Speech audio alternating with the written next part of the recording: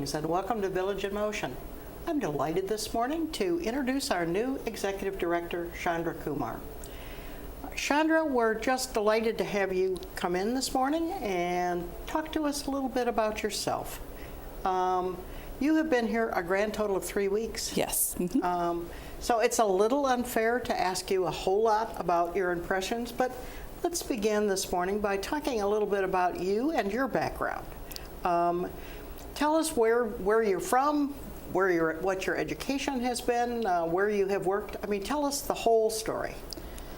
Well, I'll step back a little bit just to give you some background on where I come from. I was born in India, and I came to the United States when I was 2 years old with my parents. My father came to complete his higher education, but I've lived in the Washington metropolitan area my entire life, and I have a pretty large family in the D.C., Maryland, Virginia area. Actually, a lot of them live in Northern Virginia, and so that's how I came here. But my education has been a degree from University of Maryland, and my minor was in gerontology, which you're aware of, a study of the elderly. But I went on then later on in my career, almost probably about 3.5 years ago, went back and got my master's from the University of Maryland, Baltimore County, in management of aging services through the Erickson School. And so that's how I got to know a little bit more about Erickson and our philosophy of care, because I had the opportunity of going to school with Jean Landerville, who was our previous executive director here. So it's a small world. So that's how I got to know about Erickson.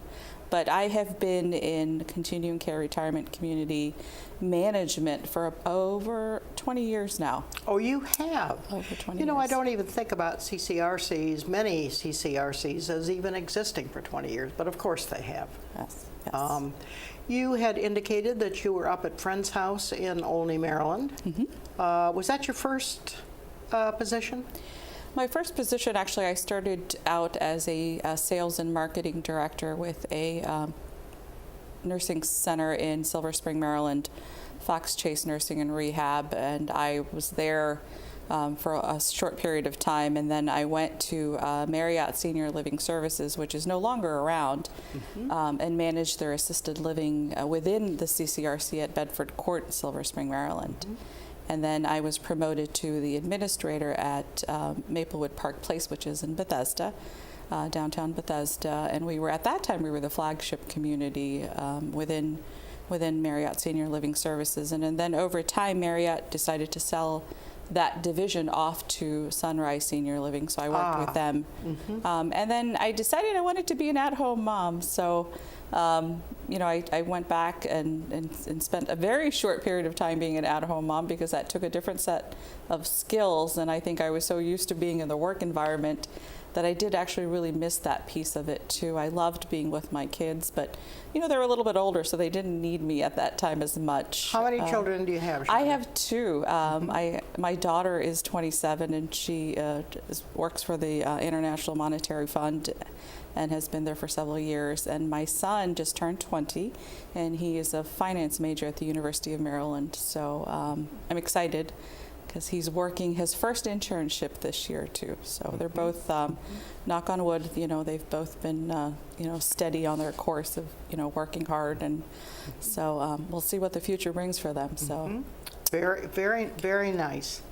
Both living at home? Yes. Well, my son is actually in the dorm, but my daughter still lives at home, and my husband and I live in Sandy Spring, Maryland. I say only because very few people know where Sandy Spring is. So it's very close. Tiny little town. Tiny little town, and you talk about Friend's house. I actually lived in Sandy Spring for about 4 years before I even went to work for Friend's house. Oh, you did. I was. I mean, there must be 20 houses in Sandy Spring. It may be a little larger than that, but I know it's tiny. But it is. I always joke that if you see the sign for Sandy Spring, "Welcome to Sandy Spring," you're probably already getting ready to go to Olney by then. Right. Yes. It has a lot of very deep-rooted history, so it's an interesting Quaker community. Yes, Quaker history. Community. And so when I wanted to go back to into the job that I would loved doing, which was being an administrator and working with seniors, I reached out to one of my former executive directors, and she said, there's a position coming open around the corner. And so I applied, and I was blessed to get that position. So great opportunity. It was a great opportunity. Well, we talked, we should fill people in. We had talked before the program started about the fact that I had a friend at Friend's house in Sandy Spring, and you had been the administrator there, which I had not realized. After Sandy Spring, then you went to Riderwood, is that correct? Yes, I did. How long were you at Riderwood? I was there for 2 years as the Associate Executive Director and had the opportunity of also helping out in our sister community, Oak Crest in Parksville, Maryland. They were in need of an administrator, and since I have an administrator's license and they needed some support, I went out there and was helping out till they found an administrator. Oh, so. All right. So you filled in over there. I did. Now, come to think of it, didn't you fill in here for a time in Garden Ridge? I did in the right during the transition till we hired George. I did come and get to spend time in Garden Ridge, and it was nice because I go over there and I get all these hugs and hey, how are you doing? So it was became a family for me, and it was great because as you said, it's been 3 weeks, but I don't feel like the new person because I've already had the opportunity to get to know people. Yes. So yes, that was a great introduction, and certainly getting to know Garden Ridge is critical to your job. Yes. Yeah, that was that. So that turned out to be a good transition, really. It did. It did. You were over there, what, 6 weeks, something like that, 2 months? Approximately, yes, 6 weeks. Well, that was a good introduction. All right. How many people, just this is an incidental question, are in the master's program, the Erickson master's program? It varies. At that point, there were 21 students that were in the program, and our cohort, because it's a cohort system where you go through all the classes together. It's not like in some where you take a few classes here, a few classes there. We all take the same classes and complete them at the same time. Oh, I see what you're saying. So ours was interesting because we ended up with only 11 that actually graduated that was a year. high attrition rate. Well, it was very rigorous, and most of us, including myself, we were working full time, and very rigorous program. But in the average, it's been about 21 people in the master's program. But they've started a undergraduate program, which has been really good in cultivating new talent, and really looking at CCRCs and the senior living industry in general to have, the students that are young and want to grow and enjoy the profession, because you really have to have a passion to do senior living or any kind of service environment. And I think it's important to have people that learn it young and enjoy it and have the heart in the right place. So I was excited that they started the undergraduate program too. Chandra, the undergraduates would not also be like the graduate students in working at the same time. Is that correct? Well, it could happen because But they're more traditional undergraduates. Right. Absolutely. Okay. Absolutely. Do most of? Oh, I think that's terrific that there's an undergraduate program. I had no idea. Do most of the people that get their masters, all 11 of your class, do they go to the Erickson communities by and large? No, not really. Many of them already have positions in other communities. Oh, they do. I think I've always assumed that it was a funnel for the Erickson communities, but not necessarily. Not necessarily, and it depends on the person's, their personal, what's kind of going on with them, plus what their strengths are, where they'd like to be. I had actually intended on staying with Friends House Retirement Community. Just the opportunity as the associate executive director came available, and I thought, which was very hard for me to do. I think I cried for 3 weeks before I left and came to Riderwood. You build those relationships. Friends is such a tiny community, and Riderwood is such a large community with 3,000. It is. You're going from almost 250 people to almost 2,500 people. Is it 2,500? 2,500 at Riderwood, and. But it was an opportunity I could not take. It was just so much that I wanted to learn and grow, and and I was afforded that opportunity at Riderwood. I worked with Chip Warner, who was amazing, as the executive director. Now he is our our regional vice president. But it was just a very, very interesting and rewarding opportunity there with our residents and with the staff. So, Do I understand correctly that Riderwood has 2 AEDs? yes. So, So what was your area of responsibility? well, originally the first year I was there, I was responsible for all of the risk management. That includes HIPAA compliance, and also I was given the responsibility of resident life as an area to learn. That included our social work department, philanthropy, home support, community resources, all of those pieces, certified home health. We don't have hospice services at Riderwood under the umbrella of resident life. But everything else that we do? Everything else. And the day-to-day management. So when the executive director isn't there, you are interchangeable, and you know, you're really the executive director in the absence. Okay. All the critical things, we would say. Yes. Right. The budgeting process, you know, all the things that you need to really learn. It is that position is really created for the individual to learn and grow into being an executive director. So it really is considered to be a temporary position, the associate, that it's a stepping stone. Yes, absolutely. It is not considered a permanent position. All right. I think we had figured that out in the last, the couple of executive directors we had and AEDs. All right, so that was a wonderful training ground. And do you see a lot of differences between Riderwood and Greenspring in terms of the resident population and in terms of the services? I think there's a lot of commonality. There are individual differences. I mean, people are so different, but I think both Riderwood and Greenspring, the clients that we have, the residents that we have, come from a very cosmopolitan life. They have people that have been highly placed in the positions that they've had in their careers, have been very well traveled. And I think that is the uniqueness of being around the Beltway, the DC Beltway. So very similar in that sense. I have found, just the level of intellect and experience and stories that people have are different from, other communities. So, that piece is very, very similar. I think some of the interesting challenges that I've heard about are some of the same challenges that we've had at Riderwood. So there's a lot more common components to the communities than there are differences. But each individual resident is going to be different. Each employee is different. The way departments are run are slightly different. But I think in its own unique way. I mean, everything has its own flavor. So. Yes. I remember visiting Riderwood before I picked Greenspring, and my recollection was that folks didn't speak to each other in the halls in the same sort of friendly way that they do at Greenspring. And that may have changed. How everybody here speaks. The resident to resident. Yes, which I think is lovely.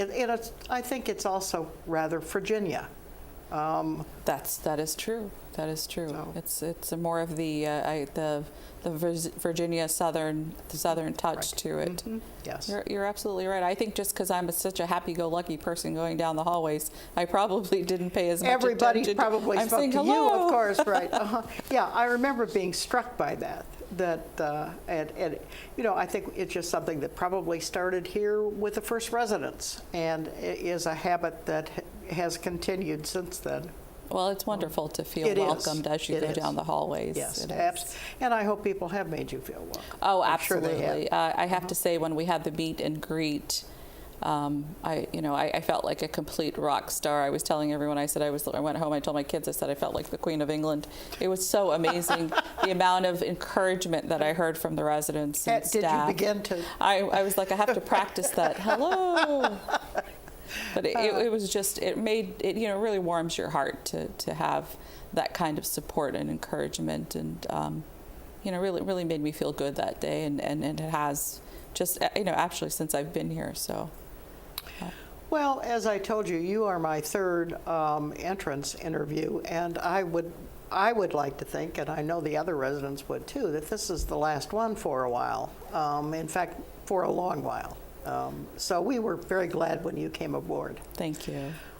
Chandra, being serious about some of the things that, now I know after 3 weeks there are limits to how much you could have really analyzed what is going on here, but are you seeing particular opportunities, particular issues that need to be addressed? What have you seen in your full 3 weeks here? And of course, you were 6 or 8 weeks at Garden Ridge too, so. I think I would like to say, first of all, that I think the residents here at Green Spring are very involved. I feel, a very strong sense of community. I feel like the staff is strong also.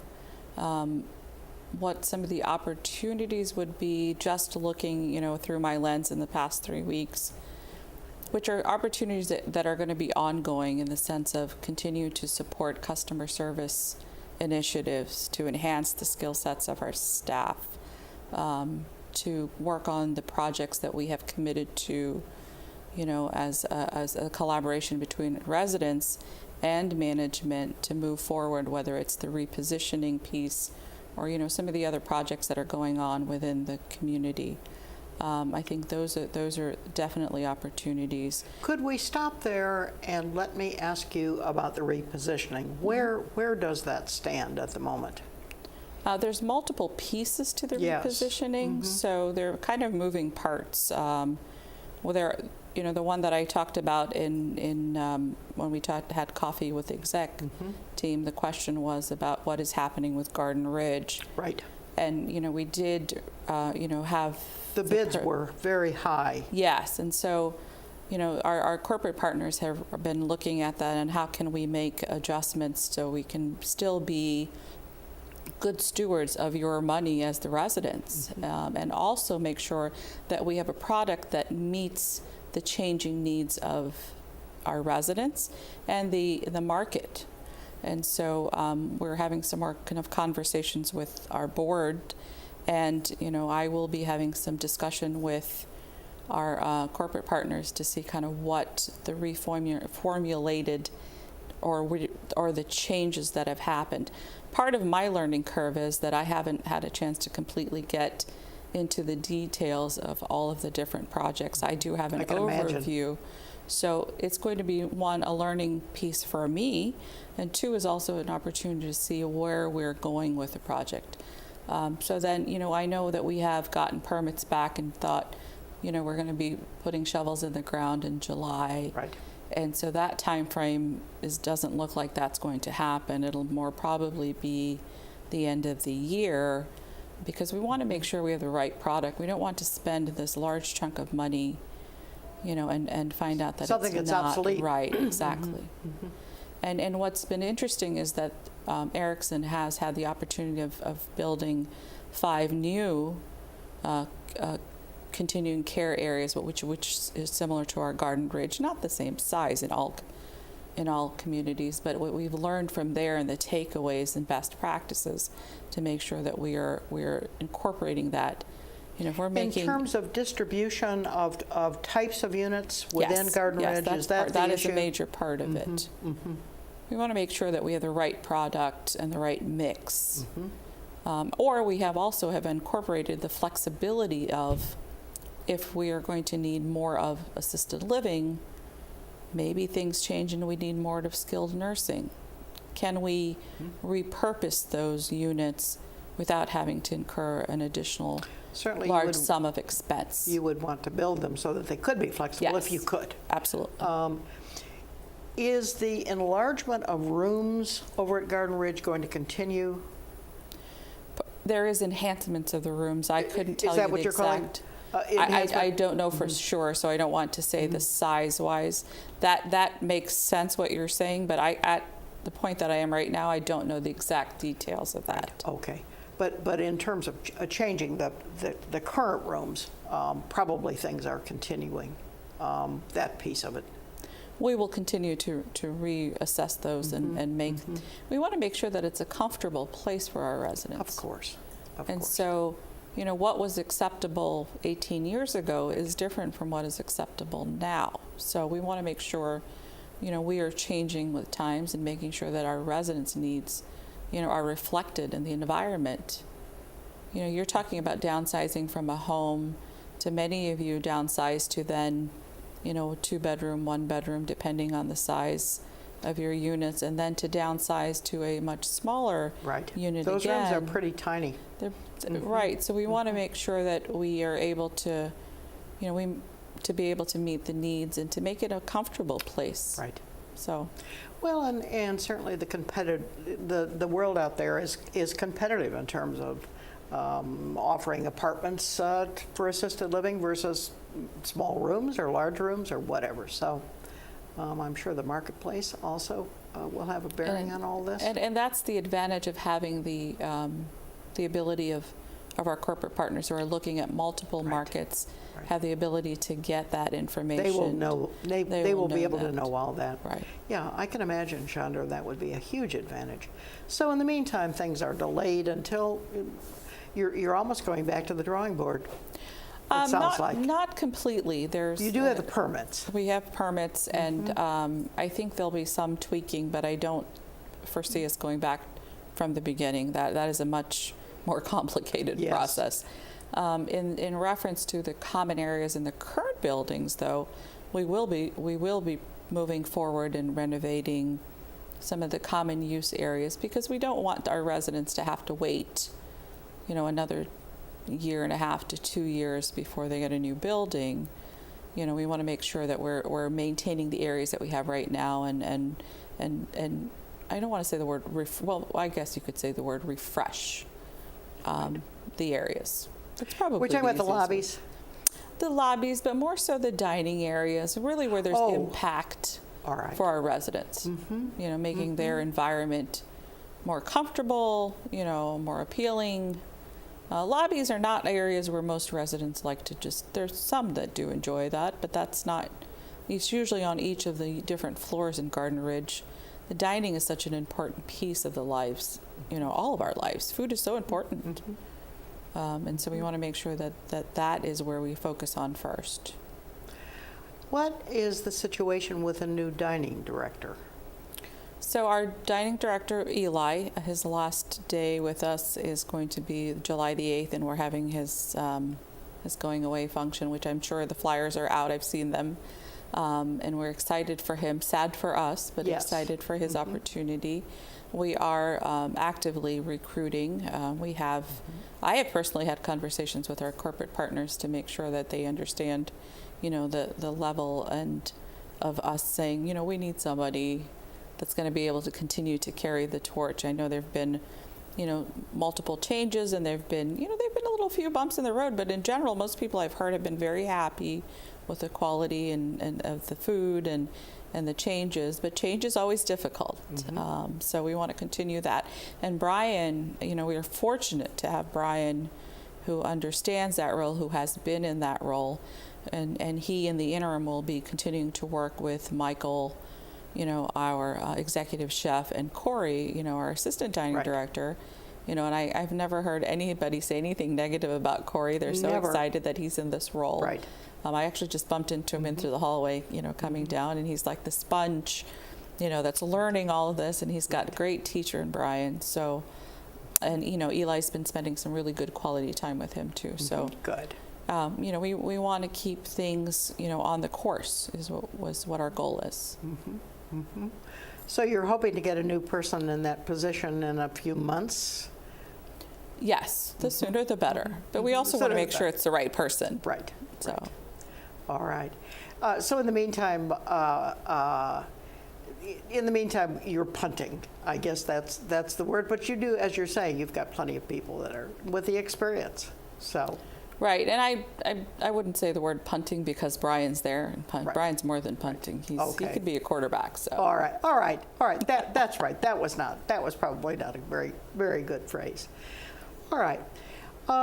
In terms of personnel, you indicated that you found them strong, and you don't see any huge changes. You're not anticipating any huge changes in terms of new departments or anything of that sort? No, not right now. And and my management style is not to come in and change things. It's really to first observe and see. Mm-hmm. I may see things that I want to have some conversation with people about. But I really feel like we've got very strong leadership, Yes. the executive team and the leaders, and my responsibility is to cultivate them. It's not tell them how to do them, but to encourage them to find the answers and support them. So. I'm not into let's go change everything because it's not broken. So, All right. In a situation where things were broken, then, you have a different kind of a conversation, based on your assessment. But my assessment hasn't shown that to me so far. I'm glad to hear that, Chandra. We certainly went through some changes with one of the other executive directors that was sort of cleaning house kind of attitude. And so I think that's reassuring. Well, I'm glad. Mm-hmm. Yeah, absolutely. All right, anything else? Now, you're still living up in Maryland. Yes, ma'am. And are you assuming that you're going to continue living up there? Is the commute difficult? Actually, I've told people it's been about 50 minutes to an hour, and I've gotten some the residents have been, that's a long time, Chandra. And I said, it is. It's more than the 25 minutes that I'm used to. And it's a tough drive. Definitely more than the 3 minutes to Friends House Retirement Community. Yes. But who works around the corner like that? Right, exactly. But I do have to say that I wanted to stay focused on the position first and to try and do a move and to search for a home in Northern Virginia that's both affordable and appealing. Has its challenges, but I wanted to stay focused on first the responsibility. And the hour commute is not a bad thing for me in this situation because I get to use my books on tape and audibles and enjoy my time on my drive home is my peaceful time to myself too. So, but I am going to continue to look and see if I can find what I'm looking for. So. But, all right. So in the meantime, you are commuting an hour. Yes. That's kind of a tough drive. You go up the Beltway. Yes, and it's interesting because I found so many of my executive team members live in parts of Virginia, and it still takes them an hour. So that's right. And so in some cases, that may be a worse drive. Right. So I have to also figure that out, that I don't want to jump from the frying pan into the fire and find something in Virginia. Right. That fits the desires I have in a house, but then the commute is the same. Is the same, exactly. So yeah, be sort of no point to that. Well, Chandra, I see that our time is about up here. Are there any words of wisdom that you would like to impart to leave us with this morning? Well, I'm just, and I want to express how blessed I am and how blessed I feel to be in this position. This is an amazing community. I have gotten nothing but support from residents and staff. And, I really feel this is going to be a journey, for me, but, in the sense of also for the community to have a new person that's in this leadership role. And I'm just excited, and I'm happy to see the staff and when you see the growth and the changes over the years, and I've had that opportunity in other roles because I usually don't leave quickly. It's usually been promotions when I've transitioned. So I'm excited to see this part of the journey for myself and for the community together. So I'm just happy to be here.